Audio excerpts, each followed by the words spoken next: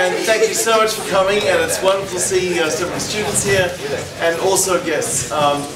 As most of you, I'm sure all of you know, we have a very special adventure in front of us for the music department and for the school, and that is that the Concert Choir and Chamber Orchestra are going to be visiting Vietnam this coming March vacation for almost 2 weeks. It's the first expedition of this kind that the school has ever done, and we're very, very excited that we're going to be going to Vietnam. And the purpose of this trip is really cultural outreach. It's people-to-people communication and contact through music, and we're going to have amazing interactions with various music schools, concerts, to celebrate the 20th anniversary of normalization and diplomatic relations between Vietnam and the United States. And we'll be meeting a lot of students of your age at various high schools and universities, and also performing for some students who are in a very underserved area and probably have never heard an orchestra in their lives before. So it's going to be a big range. It's not just a concert tour, it's really about contact with another country, another culture.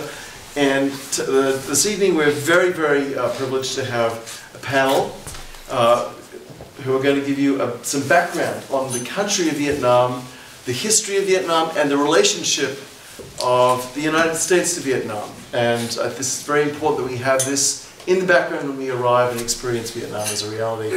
And Mr. Weatherspoon from the Religion Department is our moderator this evening. Professor Sitkoff from University of New Hampshire is an expert on the history of Vietnam and was teaching courses on Vietnam and the war in Vietnam from 1972, which was 3 years before the war actually ended. One of the first teachers to actually do that. Dr. Luther-Hillman is in our own history department and specializes in the Cold War, which is an important background to the Vietnam War. Max Lee, class of 15, right? You're graduating this year? Max is from Hanoi, and very, very honored to have here Nguyen Tuan, Chief Executive Officer and founder of the Boston Global Forum, which is the think tank affiliated with the Kennedy School of Government at Harvard. Tuan has been enormously instrumental in setting up this tour. Without him, we couldn't have done it. He also is the CEO and former editor-in-chief of VietNamNet, Vietnam's first online newspaper. And he has been there to see Vietnam be reborn in a way and to experience and lead its renewal. Melody Nguyen is also class of 15, is that right? 16. 16, I'm sorry, Melody. And she's from, you're from Ho Chi Minh City, is that right? And Ellena Ju is from Ho Chi Minh City as well, and Ellena is going with us as a member of the Chamber Orchestra. So I will hand it over to Mr. Weatherspoon, who will start the proceedings. Thank you. Thank you very much.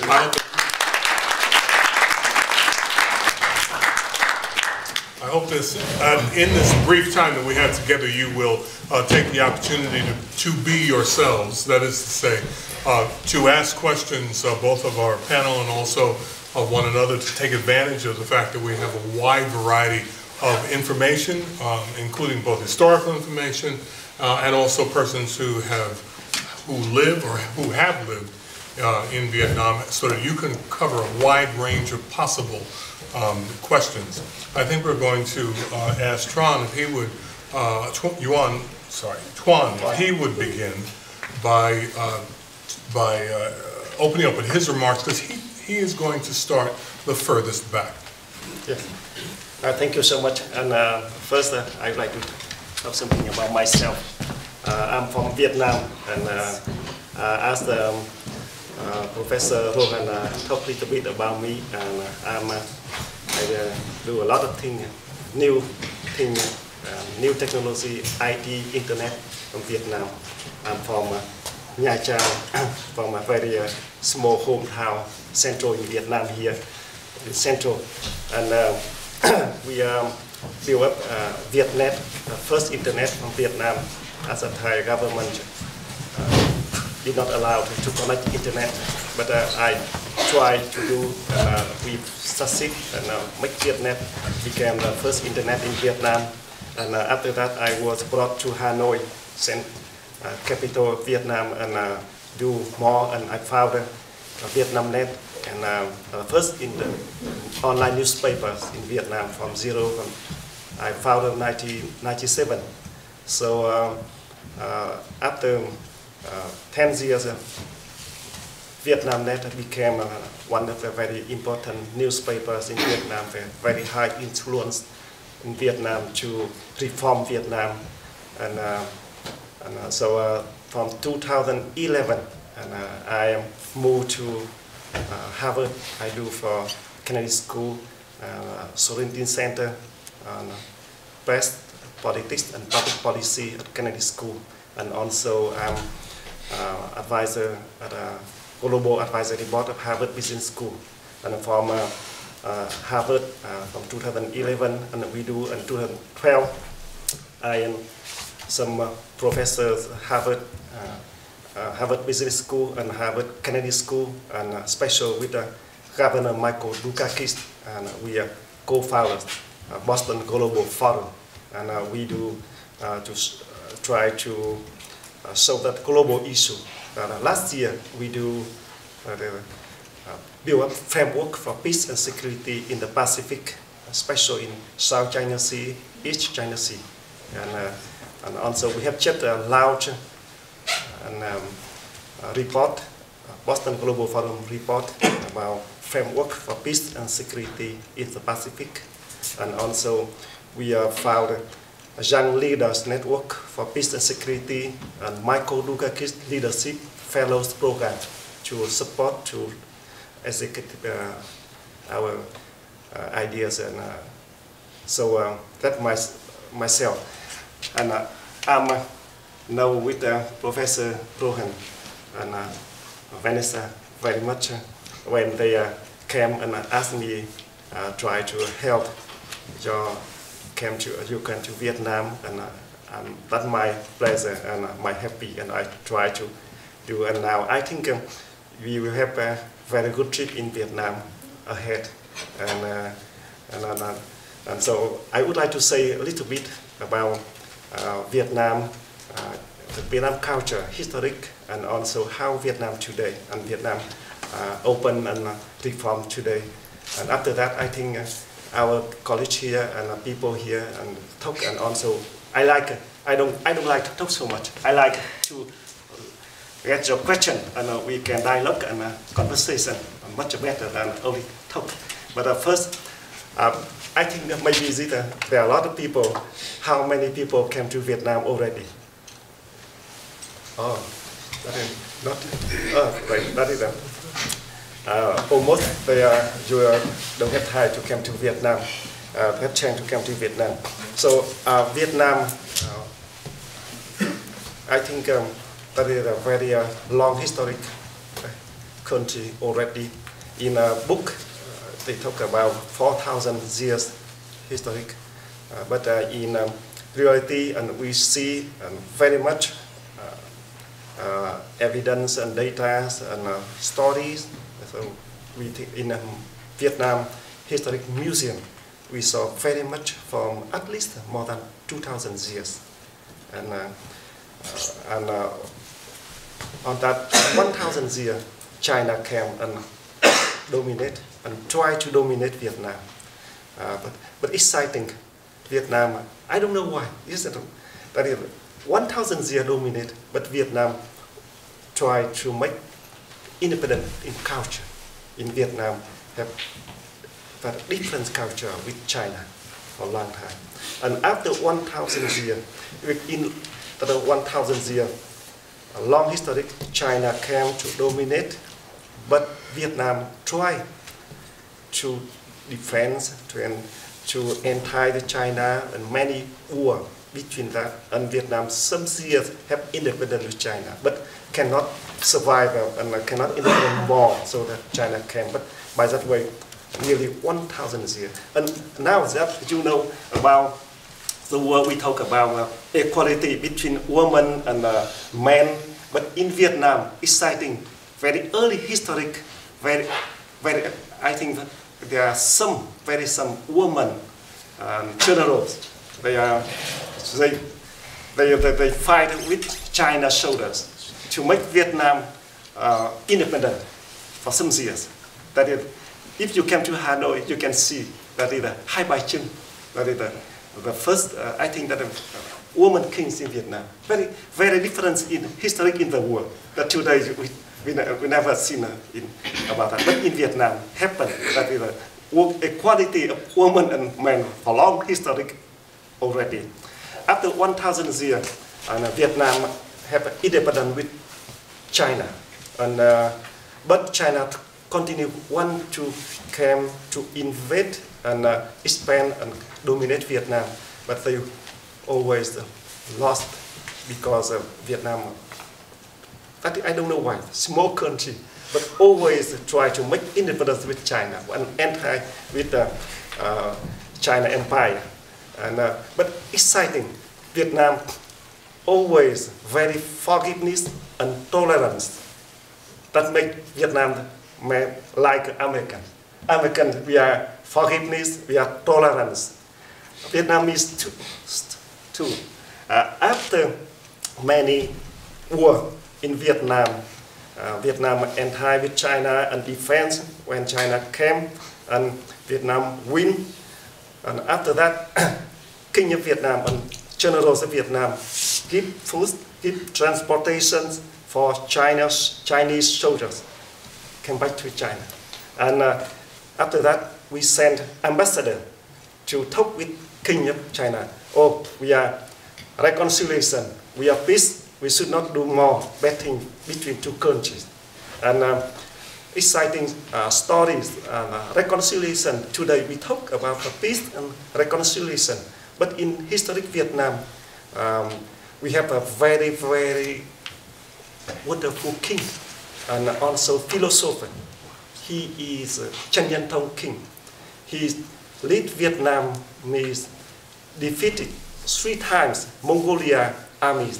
At that time, Mongolia army very strong came to Vietnam and they are expand and dominate many countries in the world. But they came to Vietnam. This king defeated 3 times. But after that, we always tolerance and reconciliation with them. We are give them everything for they come back, and we don't kill their generals and soldiers when they were arrested by our army, Vietnamese army, and we release them and give them food, give them everything for they come back to the country. And with Vietnamese, when they can't, some people have to support and serve for them. And king told, no, forgiveness, no, that they punish them. And they in the book, they have some books, they at least the people together and support for the rebels and Mongolia soldier.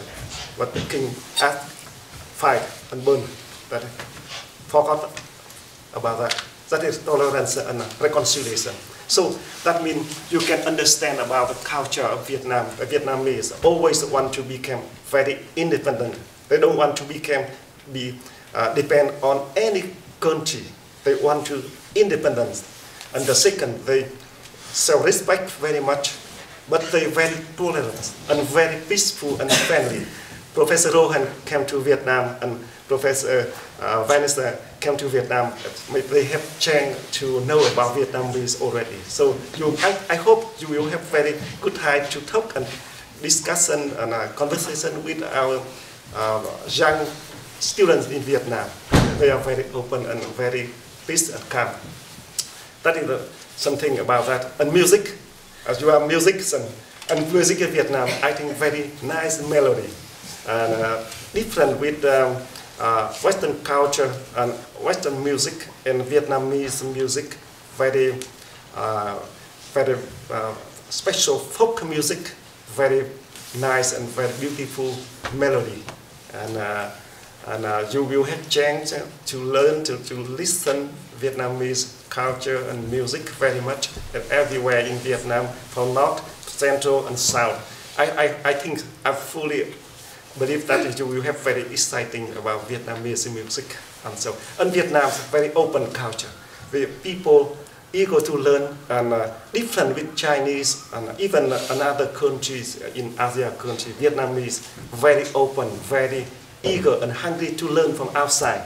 And they will welcome you and learn and open to learn and very respect you to learn from you. That is the Vietnamese and very flexible. They are young and very flexible and exciting.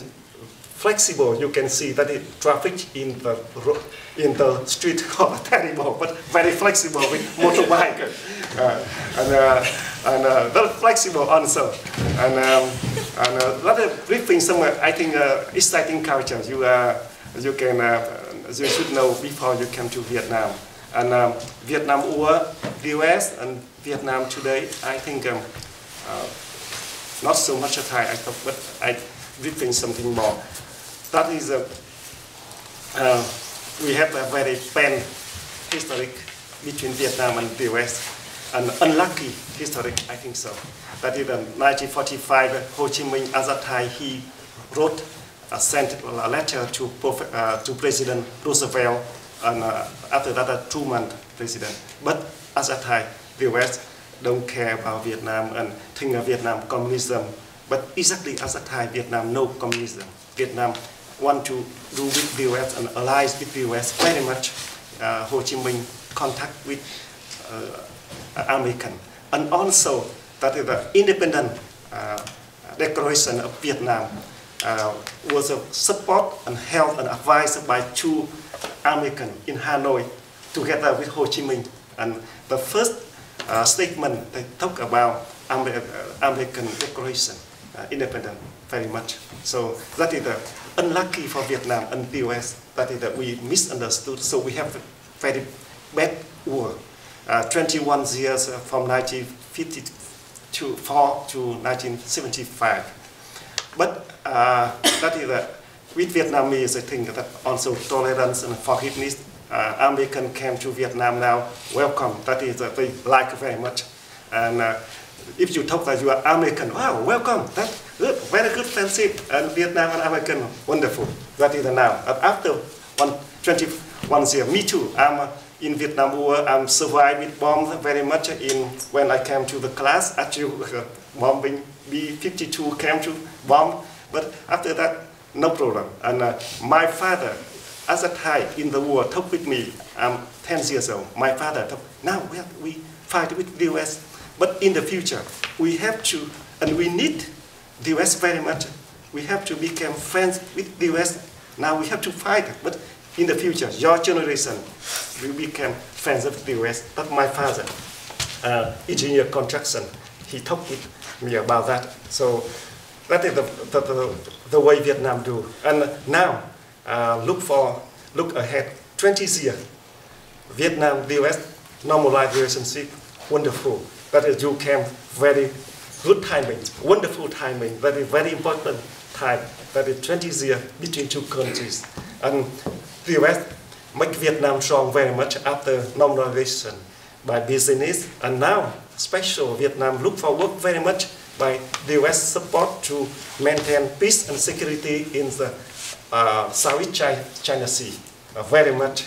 And so Vietnam and the US now very close relationship, and Vietnam opens the door. Vietnam very good, I think, reform to economic and continue to reform in politics. And when I was editor-in-chief of VietNamNet, I call very much for reform in politics. So I'm so sorry it's very, very long. So now I finish for another my colleague here.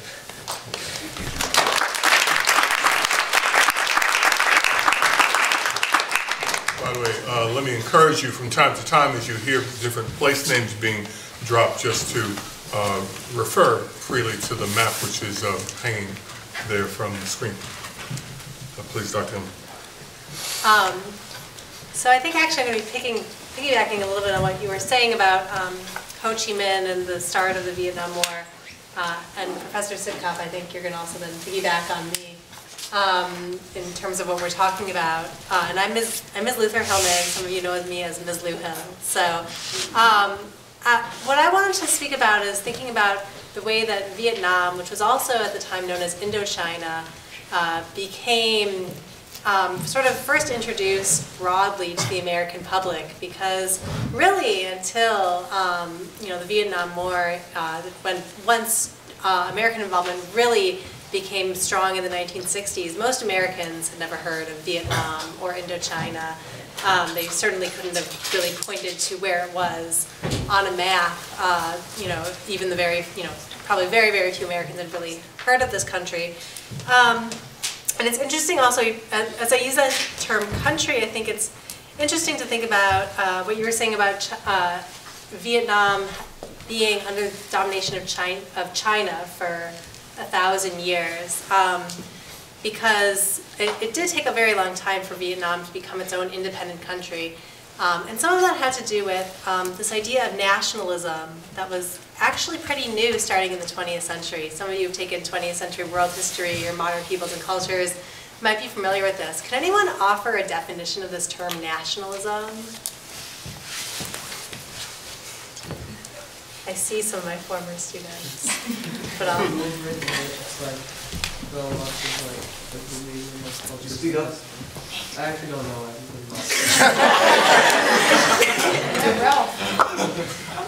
I'm sorry, I actually didn't hear anything you said, but I bet you were on the right track. Can you say what you gave up? Basically a movement in which a lot of culture and like media is kind of inspired by, I'm trying to say it without saying the word nationalism or nation, but like a lot of culture is like rooted in other countries. It's also really defined by like self-pride and like your people's subject. Yeah, which is something you were speaking to, right? Yes. This idea that the Vietnamese people had a lot of self-pride, even though they didn't necessarily have their own nation that they controlled. Any other ideas or things that anyone wanted to add? So this idea of nationalism, that a people can identify themselves as their own people and then therefore want to have their own nation that's not under the domination of some other country, whether that country is ruled by a monarchy, a king, or perhaps a queen, or is sort of invaded by some other country, was really kind of a new idea in some ways, starting in like the late 18th century, in part inspired by things like the American Revolution. And so going back to Vietnam for a second, so after Vietnam was no longer dominated by China, the next country that decided to come and dominate Vietnam was France. And Vietnam became a French colony, and the French had been involved previously to this, and it was about the late 19th century. And some of you might know that the late 19th century was a time when European countries, and also the United States to some extent, were trying to spread their influence over the world, and particularly trying to gain any colonies that they could. In this time, there was a real scramble for sort of trying to grab any land that they saw as being unclaimed. Now, obviously, people like the Vietnamese were living in these lands. It's not that they were really unclaimed, but the European Western powers saw them as being unclaimed. So Vietnam became a French colony. And that's something you'll notice when you're there, is that there's still a lot of French influence in terms of the architecture, in terms of the food, even some French language influence. That's still a remnant of the days of Vietnam being a French colony. So that lasted for a number of decades, and then in the 1930s, the new sort of aggressive imperial power in Asia was, does anyone know? Japan. So at the start of World War II, Japan invaded Vietnam as part of their kind of becoming an aggressor in terms of imperial politics at this time. And then Vietnam was sort of a Japanese colony. So you can imagine how frustrating this must be for the people of Vietnam who want their independence, and it's like one country after another. So in the midst of all this, a nationalist movement is growing in Vietnam, and it's led by, to some extent at least, this person Ho Chi Minh. You can see that Saigon is also called today Ho Chi Minh City, so his legacy is certainly still remembered in Vietnam. And he actually led guerrilla fighters during World War II who fought against the Japanese, interestingly with American-supplied weapons, because America was also fighting the Japanese at that time, to try to gain their independence. And when Japan finally lost in World War II and had to withdraw itself from all of its claimed territories in Asia, Ho Chi Minh and the nationalist movement saw this as the perfect time to gain what Vietnam had been waiting for all these years, which was independence. And I just wanted to read from you a little bit from the Declaration of Independence of the Democratic Republic of Vietnam that Ho Chi Minh, along with others, including apparently Americans, I didn't realize were part of the writing of this, proclaimed shortly after the end of World War II. And already, I mean, what kind of influence are you thinking you're going to see here with the title of this document? American. There's definitely American influence. This is how it starts. All men are created equal. They are endowed by their Creator with certain inalienable rights. Among them are life, liberty, and the pursuit of happiness. Now, this was in quotation marks. He's not plagiarizing. Because he said, this immortal statement was made in the Declaration of Independence of the United States of America in 1776. In a broader sense, this means all the peoples on the earth are equal from birth. All the peoples have a right to live, to be happy and free. The Declaration of the French Revolution, made in 1791 on the rights of man as a citizen, also states, all men are born free and with equal rights, and must always remain free and have equal rights. Those are undeniable truths. Nevertheless, for more than 80 years, the French imperialists, abusing the standards of liberty, equality, and fraternity, have violated our fatherland and oppressed our fellow citizens. They have acted contrary to the ideals of humanity and justice. In the field of politics, they have deprived our people of every democratic liberty, and they go on for a list of things that the French and then the Japanese colonists had done to them. Sort of also in the style of Declaration of Independence, where they talk about all the things that King George III allegedly had done to the American colonies.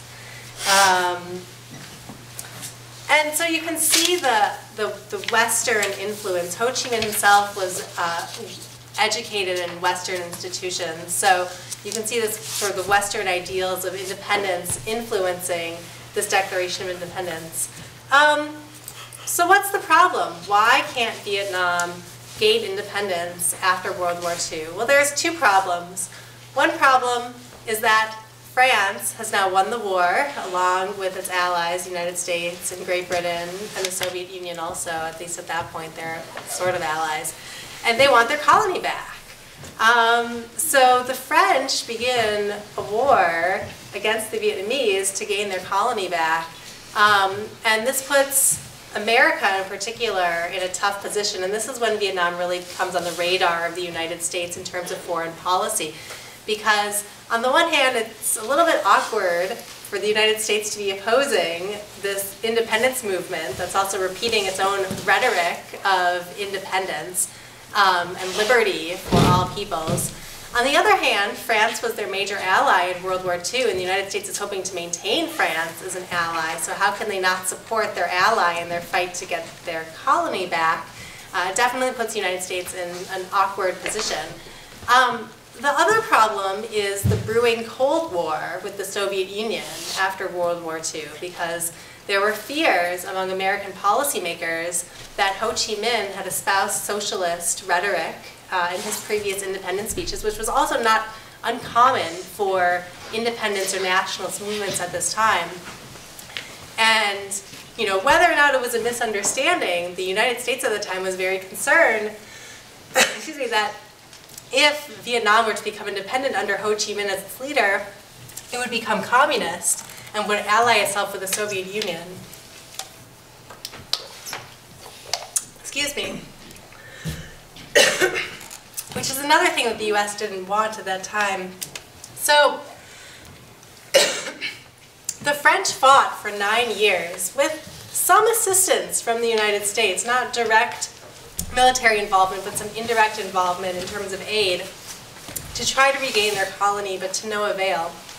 It was in 1954 that the Geneva Accords then divided Vietnam into North Vietnam and South Vietnam, and North Vietnam was controlled by Ho Chi Minh and the Viet Minh, whereas South Vietnam was sort of controlled by, it was a little bit unclear. The United States kind of instilled a leader. I won't use the word dictator because I don't think the US would have used that word at the time, but Ngo Dinh became the leader of South Vietnam with the promise that in 2 years they would reunite North and South Vietnam and have nationwide elections, which was then canceled 2 years later because the United States was afraid that Ho Chi Minh would actually win the election, which is precisely what they didn't want. Another irony, right, that the United States is trying to prevent a free democratic election in a country. And so that was sort of the tense state of things after World War II and then into the Cold War. And one of the major policy goals of the United States was trying to prevent Vietnam from coming under the control of Ho Chi Minh under the fear that then Vietnam would become an entirely communist state, which is in the Cold War context something they did not want to happen. Maybe I'll stop there and Professor Sitkoff, let you take over. I'm here, I think, wearing two hats. One as a historian who has specialized in teaching and writing about the history of the American War in Vietnam. And secondly, as a fairly frequent visitor to Vietnam. I've been there 4 times since the mid-1980s. Just came back 8 days ago, this past Saturday, after spending a month in Vietnam, and would be more than happy to share my observations or impressions or ideas about college students, high school students in Vietnam today, many of whom I've met and even lectured to, what life is like. I have a son who has lived and worked in Hanoi for the past 14 years, and I know much through his eyes and would happily share some of that, and I think I will primarily just leave that to any questions that you have about life in Vietnam today. To pick up on the history of Vietnam, and especially the American involvement in the war with Vietnam. First, supporting the French in its effort to reconquer Vietnam and keep Vietnam as one of its colonies. Then an independent Vietnam, trying to prevent it from being taken over by Ho Chi Minh and making the whole country communist. And then in the mid-60s, President Lyndon Johnson, starting in 1965, a very, very, very huge buildup of American troops, American supplies, American everything, all in this effort now to stop Vietnam from going communist. And the only way to begin to understand, I mean, why we made such enormous errors and mistakes and blunders, kind of like with Iraq, you know, a few decades later, is the extent to which the Cold War dominated American government thinking about what was going on in the world. And the approach was that it was a zero-sum game. Any gain for communism was a loss for us. Any gain for the Soviet Union or the People's Republic of China meant the United States being weaker in the world, a loss for us. And we tried to prevent that. We had tried to prevent that in Korea, and in the mid-60s, we were doing the same thing in Vietnam. And of course, we would lose over 50,000 American lives in that almost decade-long effort. We would spend billions of dollars in what would prove to be a very futile effort. I began teaching a course in the Vietnam War in 1972. This was 3 years before the war had ended. I was then teaching at Washington University in St. Louis and had just gotten the idea, well, you know, it was such a big part of our lives in 1972 to teach about it, to try to give students a little more of a historical grounding in what was going on. I don't know if I was the first one to ever teach a course in the Vietnam War, or the second, or possibly the third. I don't imagine there were more than 3 people who were trying to do this in 1972.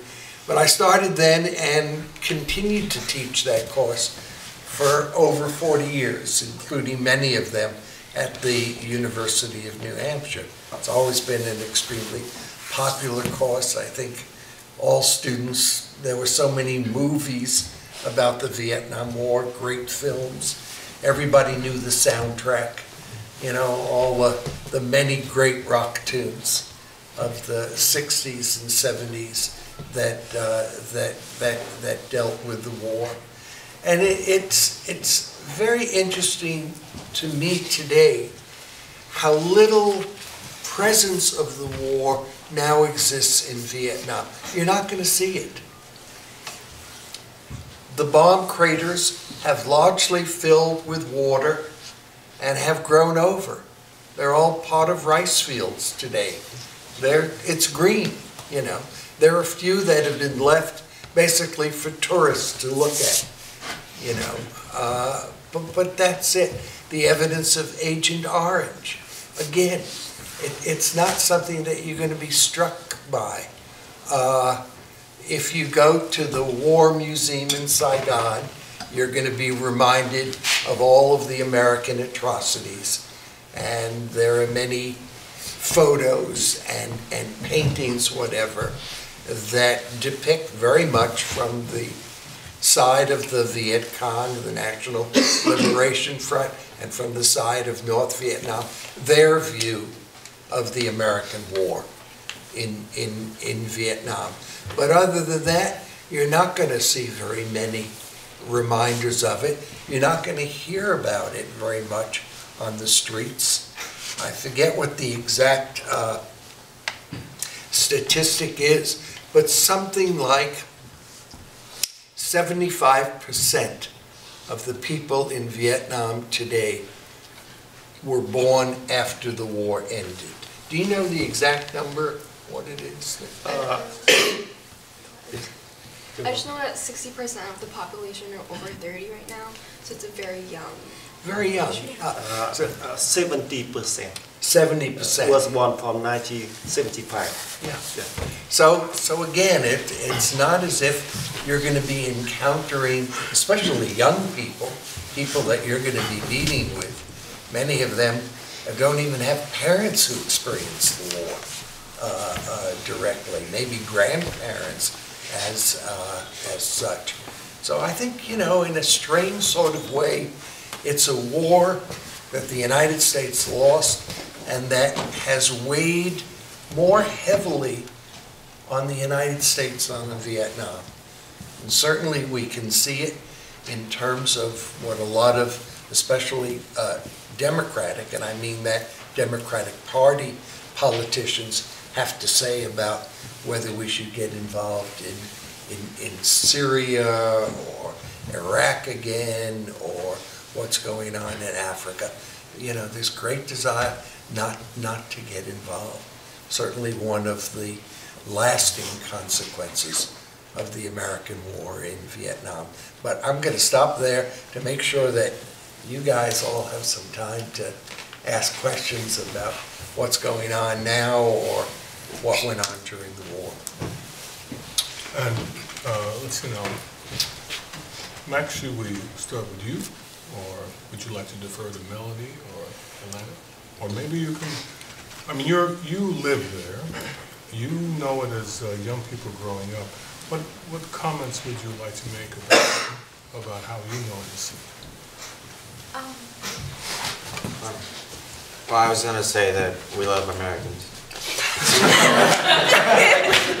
we love Hollywood, we love Forrest Gump, we love Taylor Swift, Eminem, Starbucks, like you name it. But it's funny because my grandma, who is turning 82 this year, so my granddad died in the war, and so she hated America, like, straight up hated. And a couple of years ago, she got a chance to go to Hawaii, and afterwards she loved it. I mean, not loved it, but she thinks, you know, it's all cool. You know, maybe she thinks it's all like Johnson and Nixon's fault, but maybe it's not. I don't know, but it's a different environment now, and you know, I think it's cool. Did she ever tell you what it was that about that visit that turned her mind? It's mostly the people. That it's friendly. It's not what she imagined American would be like. I just want to build up Max's point on the fact that like Vietnamese people love Americans, because it's definitely true that in a lot of the Vietnamese universities or even school, the dream is to go to America. The dream is to learn English, to be very well, to go to America, to learn the innovation here, to go back and help our country. That's pretty much the mentality that I grew up with. And like in terms of the Declaration of Independence, it's interesting that I hear that now because I just recently learned that.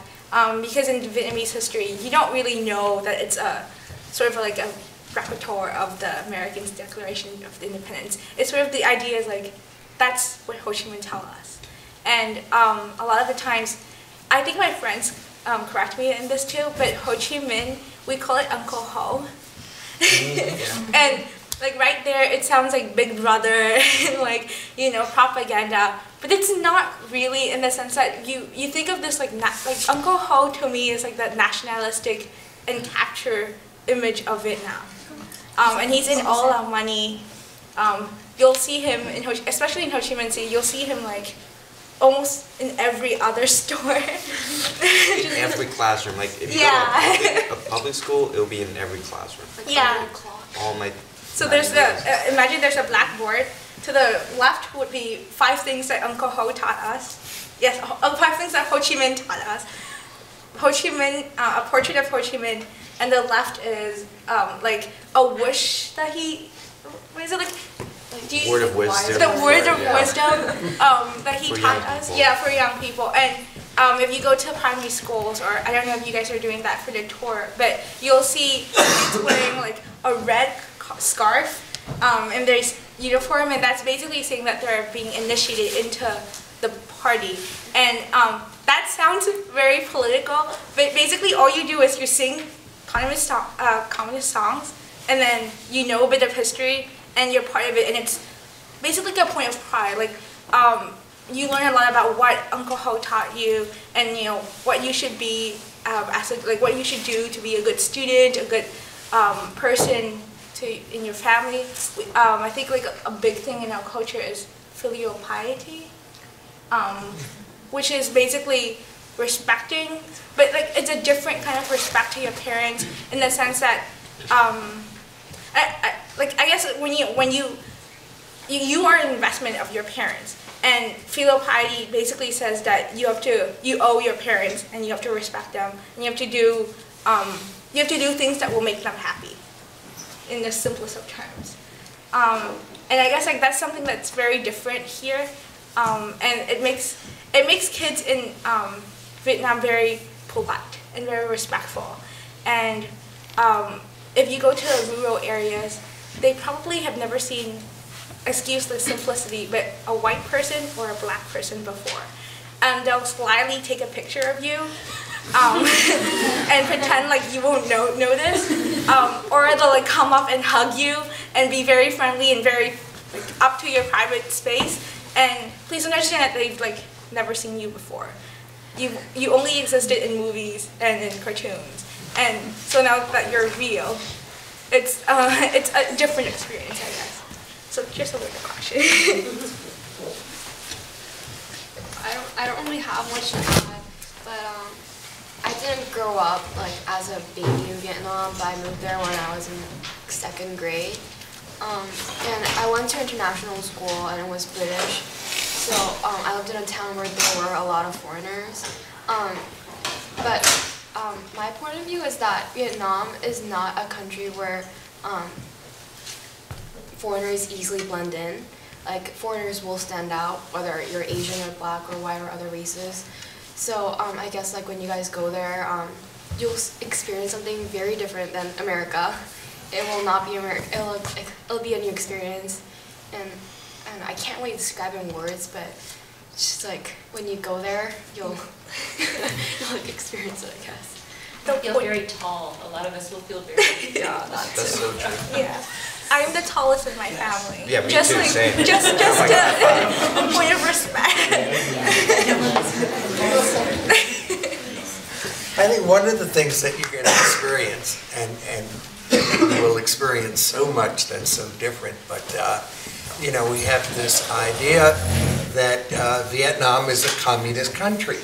And I mean, formally it is, and certainly in terms of its government and the ruling clique in Hanoi. And yet, though, capitalism is absolutely thriving. Everywhere you go, you see private businesses, everybody, even if it's only a sewing machine, has set up something in their home or underneath where they live or in the garage, whatever it might be, and are trying to make money and are doing a pretty good job of it. I mean, you see all kinds of international brands there, whether it's KFC and Starbucks and McDonald's and all of the rest, and the French versions and the Dutch versions and the German versions of all of that. You know, the most huge and modern of hotels and fancy restaurants and all of that kind of thing, and yet it is a communist country. And, you know, I think a lot of people are perplexed by the relationship there of what the government formally is doing and what the people are doing.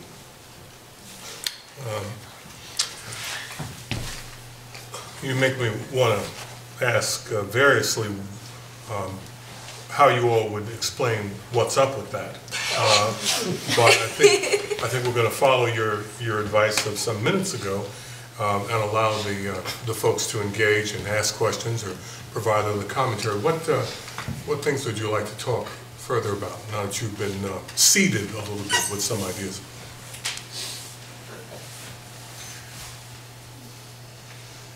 And so, like, just generally, what's the schooling system like in Vietnam? Start English at what, the 2nd grade? Now I think. 1st grade. 1st grade. My sister, who's in Third. You said 3rd grade? Yeah. That's why I said 2nd. I was right between. Well,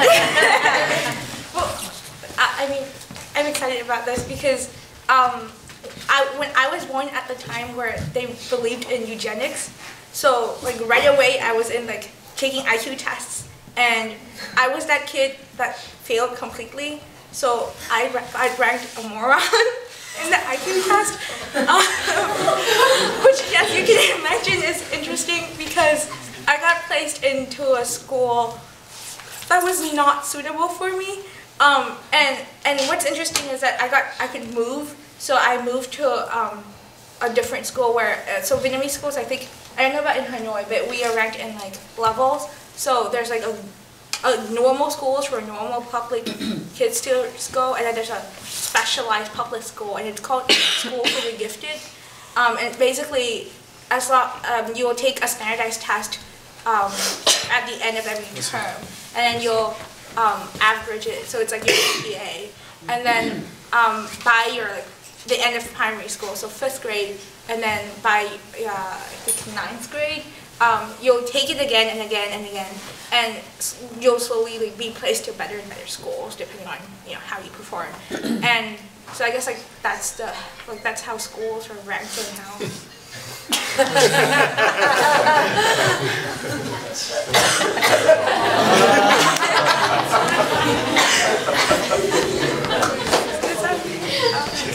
Sorry, it was my wife looking down at me. Okay. I thought that was like a cue from you. But yeah, so that's like how schools are ranked, and kids work really hard to get the best GPA. So, I don't remember the exact number, but the literacy rate today in Vietnam is like one of the highest in the world. And it's a country which really pushes education for its young people everywhere. I mean, even in the most rural of areas as well as the cities. Yes, sure. Yes, I would like to say that right, absolutely right, because of when Vietnam War with bombing, but my mother and my father always support and encourage me. I came to school and study and educate, support for education very much. That is traditional in any Vietnamese family. And I would like to add more something that about nationalism in Vietnam. I think because a long history was a fight and a war between Vietnam and another country. Very, very much. In Vietnam have the war with many countries in the war. China, the US, France, Japan, yes, and many. So that's a long history in the war. So Vietnam, I think that is not so nationalism. We are patriotism. That is, we very self-defense to support to defend the country, but open very much. Vietnam, the culture, Vietnamese culture different with another country, neighbor country, other China culture very much. China culture always support and hold the culture, Chinese culture, but Vietnam open and learn and mix between many culture. Vietnam was influenced. No, we don't that it became the Chinese culture, but we was influenced by Chinese culture, and also we was influenced by French culture very much, and Western culture very much, and also India culture. So that is the Vietnam mixed and learn, and now also this 20th century Vietnam learn and apply very much on American culture. Yeah, now any people talk already in you came to Vietnam, you will see that American culture many. And myself, I changed very much from Vietnamese culture to learn, and also became that I learned a lot of American culture, and I respect the American culture to apply for Vietnam and my family, something like that. That is, we learn and mix, and we don't protectionism and no nationalism, no extreme nationalism. In Vietnam, are different. We are, I think that is the right word. That is patriotism. Yes, you are right. Yes. Just to build up from that, I think Vietnamese language it's a perfect example of what Professor just said. So we use alphabet much like the Western or American does, but the sound, like if you take Chinese, you can really hear like the similarities. It's not like at all similar, but like sometimes it's just like wow, it's like so like familiar. So. Like for example, in Chinese it would be bao zhi, which is newspaper. In Vietnamese it's bao jie. No?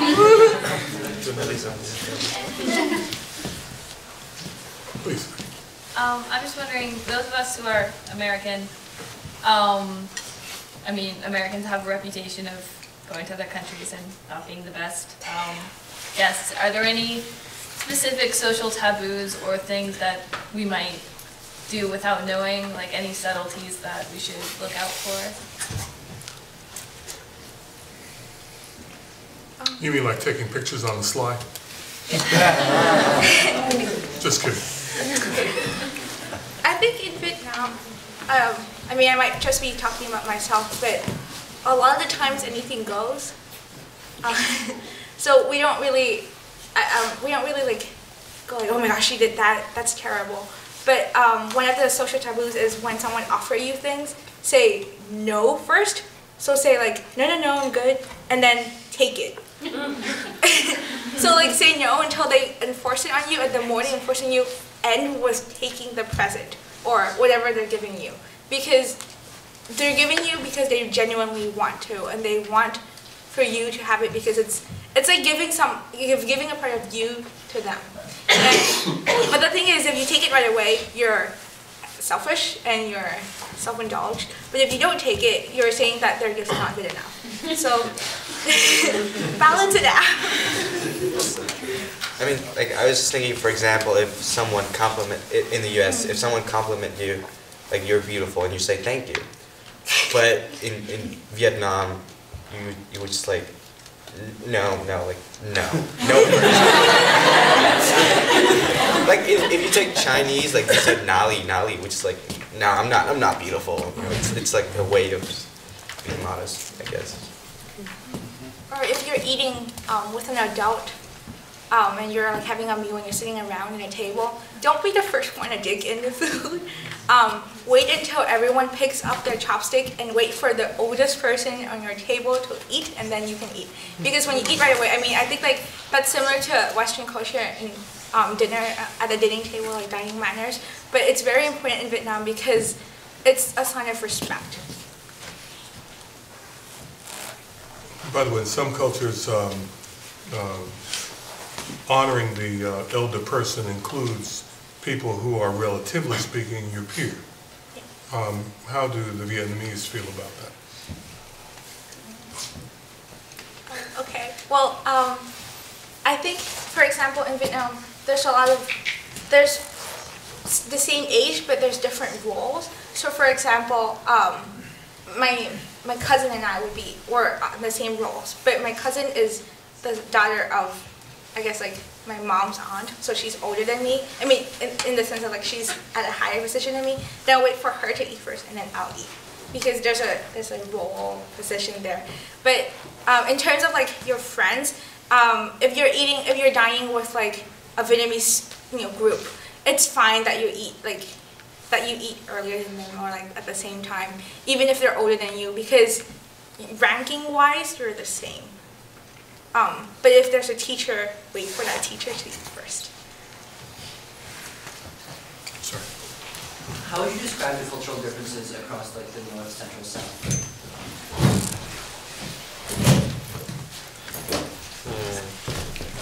You want to know about the food or the way people treat each other? Or sure. Because the food is like the clearest example. You move across the country and it's just they have different cuisines, like much like the US, I guess. Like in the north we eat less spicy food and it gets spicier like as you move. No, it gets spicier to the central, yeah, and then it gets less spicy downwards. Yeah, so it's like a peak. But in terms of the way people treat each other, I would say the north, it's more like the no example, like you being modest. And then as you move along, people start to be more open, I guess. So like you would have less of that. I think you would just say thank you, and they'll be fine with it, without being just. Yeah, I think a lot of like speaking from a Southerner, a lot of the Southerners think that the North is very polite. So they're more manners and like posture and the way you act in the South is anything goes. Please. How much of the population knows English? Or do you guys learn English in the school system? Yeah, I mean, like a lot of people know English, I'd say. Yeah. It's, I technically, like, I learned in school in 3rd grade, but it's also extra classes, so I actually start in like 1st grade. And I mean, a lot of young people are like me, so. I mean, chances are if you see a person on the street, and if they look relatively young, then like they can speak English. Very exciting question. And Vietnam only to integrate it and connect with the world by English. And for a long time, exciting Vietnam in I think before 1990, Vietnams have to study very much Russian at that time.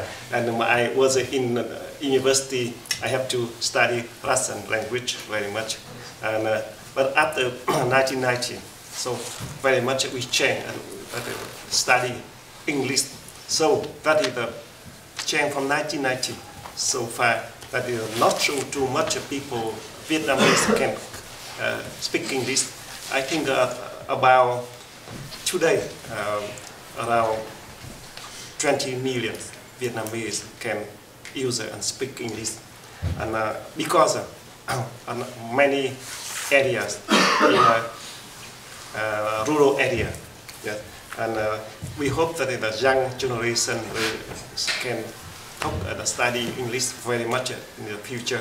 And also, there are a lot of people, young people, they do volunteers.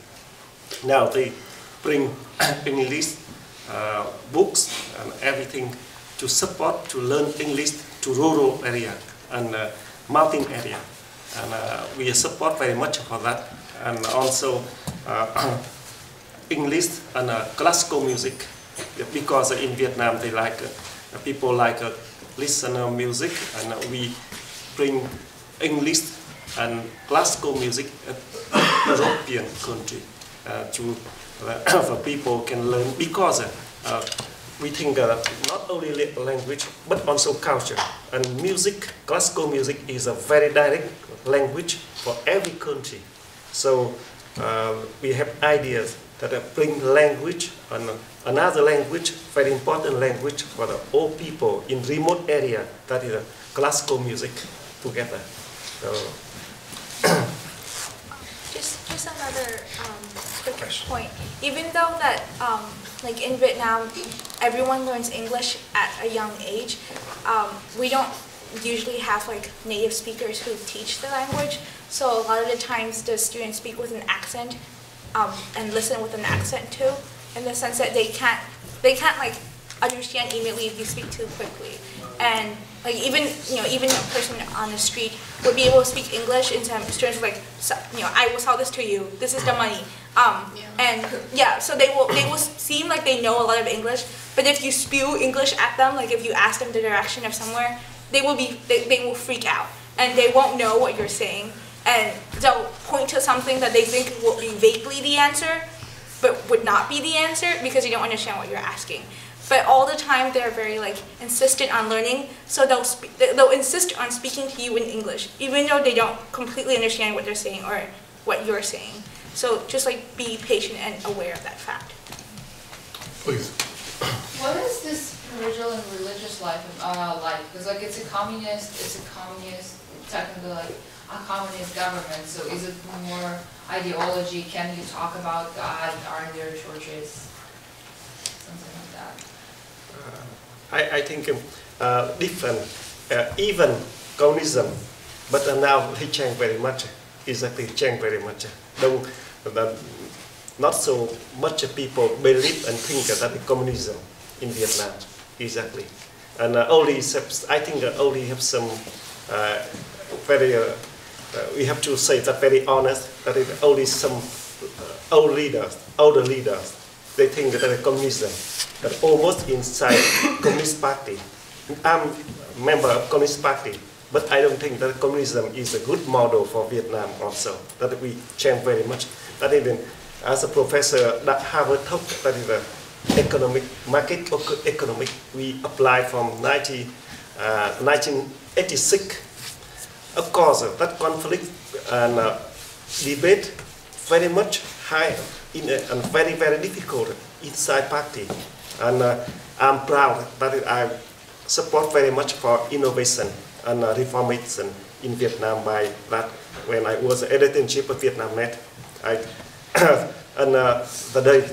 today overall, that is, I think people think about future, about economy, about development. They don't think so much about ideology, exactly.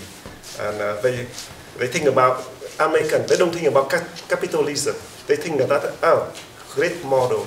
Something they think, wow, what very good models. Learn a lot of things from socialism in the US already.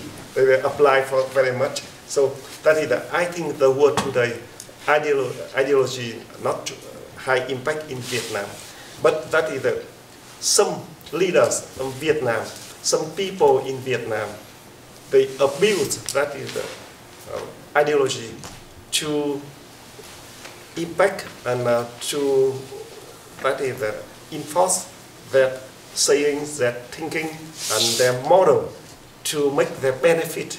I think so. That is they want to make benefit. So they want, for example, they talk, we think about we have to support for state-owned enterprise, state-owned companies, and because of socialism and a communism model. But who get benefit from that? Them, because they that by own the money, resource, finance, national resource, they can easy to use and abuse, and that is the reason why they raise that ideology. And almost the people, they don't believe about ideology. They think about the future, about real story, real life today. So that is, I have to say that very, very honest about that situation. But you come to Vietnam, you can say anything. You can say communism, they can capitalism, they can talk about, you can come to church, you can come to anywhere, they talk about religion. But I think almost in Vietnam also freedom of religion and ideology now. Yes. I was going to just say, you're going to land in Hanoi, I believe, right? Start. The very first thing you're going to have to learn is how to cross the street. You will never see as many people on motor scooters. You can't just wave and then people stop. Some advice about this technique. You have to wait for a little gap, and then you stride forward, and you don't stop. They will go around you. Believe me, they will go around you. They're not going to hit you. So wait for that little gap, and then just move. It seems as if everybody is on a motor scooter. And everybody has a cell phone and an iPhone. And there are Apple stores. I don't know if they're legitimately Apple stores, but stores that have the Apple symbol in everywhere, all over. Signs of the modern Vietnamese life. It's very interesting. I think a good top tip to follow when you cross the street is look to your left first, cross into the middle of the street, then look to your right, and then sprint. Can I add something to the whole religion aspect? So I actually know, as of now, the #1 religion in Vietnam is Buddhism, and #2 is actually Catholicism. So they're very, very polar religions, and I can probably kind of model how accepting they are of religion. And even during the war, my mom and her family were of the Catholic faith. So even during the height of the communist era, religious freedom was pretty open. And I know there are a lot of traditional religions like Cao Dai. I don't know if I probably butchered that. But they're very kind of sewn into the culture of Vietnam as a whole, and it's kind of been there forever. So even when the communists came in, it's very hard to break the people of that kind of culture. Yeah, Vietnam is consisted of 54 ethnicities, and each of those ethnicities have sub-religious groups. So religion is not something that separates us. Please. Are there any social gestures or common behaviors that might be misunderstood by us? So something, when I went to India, people would go to have that instead of that, and that was kind of confusing at first. You didn't know what they meant. Is there anything like that where you would misunderstand something? People will point at you when you talk. When they talk. Is that? Don't get offended if they point at you. Yes, they do. My dad taught me not to do that. I mean, I've had people point at me, but my mom also taught me not to do that. So I guess like on the streets you would feel it a lot. Like you might feel like it's rude, but they're not trying to be rude. It's just like how they talk. Could you give us just a short demonstration of what you mean? Did you remember yesterday when I did this to you? Yeah, people would do that, but yeah, and they would talk very quickly and like do that a lot. And they they might like touch you while talking, like. What do you mean by touch you? Like they might go like, oh my god, hi. Like they're just like very touchy people. They're friendly, but you might like get a little like uncomfortable, but. Like even like in markets when they're trying to like make you buy something, they might be like, "Girl, you're so pretty, buy this." But like they do that, but you're not gonna be like, you shouldn't be offended because they're not trying to just like molest you or anything. I agree. That's very. They actually do that, but interestingly, we don't hug. Yeah. Like it's so weird. Like do not hug. Like they'll give you a half hug. You know, it's like weird. After hug on a kiss, but now I think Vietnamese they know if you are American or a foreigner, you hug and you kiss in a little bit they understand. But 10 years ago, if you do that, it's very terrible. But now I think that is that easy and that easy. Yeah. Now they accept, they understand. Yeah. I think a good way of earning respect is when you see an adult bow a bit. I know that that's not something that in Western cultures you do, but in Vietnam it's a sign of showing respect to your elders. So don't go all the way down and never do this because we don't say hi like that. But just like nod a bit, and that would earn your respect from an adult. All right, let me just call a brief halt and say perhaps you might want to come up and have a little more further informal conversation. Two of our panelists do need to break, but why don't you just give them a round of applause for... Thank you.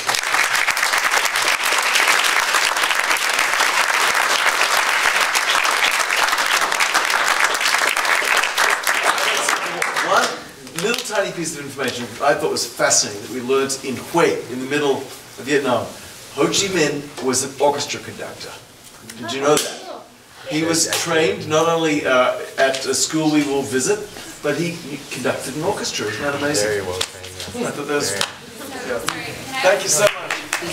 Just quickly, all of you will have received the itinerary today, and so in listening to what our panelists have said, if you look at it tonight or in the next couple of days, you'll see that we're starting in the north, we're going south, we're performing at 2 schools for the gifted, as they mentioned. We're doing more of an outreach concert down in the Mekong region. You'll see that we're visiting a lot of these places. We're going to the Luther-Hillman Mausoleum. We're doing a number of different things. So now that you have it in context, while it's kind of fresh in your mind, maybe just take a look at it and you can see how a lot of these things we've talked about today, we're really going to be experiencing firsthand. All right.